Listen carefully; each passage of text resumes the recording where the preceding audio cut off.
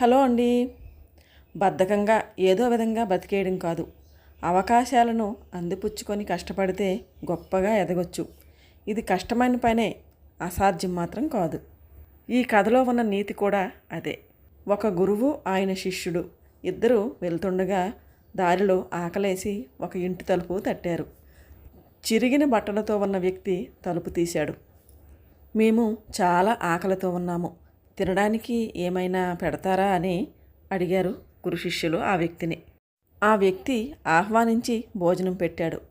ఇంటి పరిసరాలు చూసి, ఇంత మంచి భూమి పోషణ లేక వృధాగా పడి ఉందే, మీ బ్రతుకు తెరువు ఎలా జరుగుతుంది అడిగాడు గురువు. నాకో బర్రె ఉంది, దాని పాలతో రోజులు గడుస్తున్నాయి అని చెప్పాడు.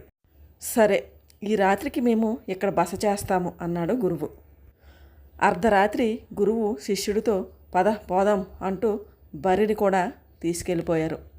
శిష్యుడు ఆశ్చర్యంతో, మనం ఆకలితో ఉన్నప్పుడు అన్నం పెట్టి అంత సహాయం చేసిన వ్యక్తి తాలూకా బర్రెను దొంగిలించవచ్చా అన్నాడు. గురువు మాట్లాడలేదు. కొన్నేళ్ళు గడిచిపోయాయి. శిష్యుడు మనసులో బర్రె దొంగతనం ఇంకా తొలుస్తుంది. ఆ రోజు ఆతిథ్యం ఇచ్చిన ఇంటికి శిష్యుడు వెళ్ళాడు.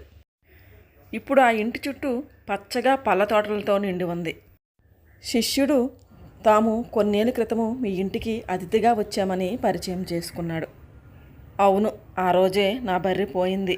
ఆ తరువాత చాలా కష్టపడి కొంత డబ్బు సంపాదించి పండ్లు చెట్లు పెంచడం ప్రారంభించాను. మంచి పంట వస్తుంది. ఇప్పుడు ఈ ఊళ్ళో పెద్ద పళ్ళ వ్యాపారిని.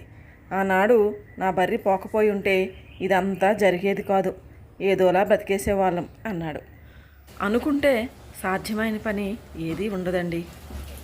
బద్ధకంగా ఉంటే అన్నీ కష్టంగానే అనిపిస్తాయి.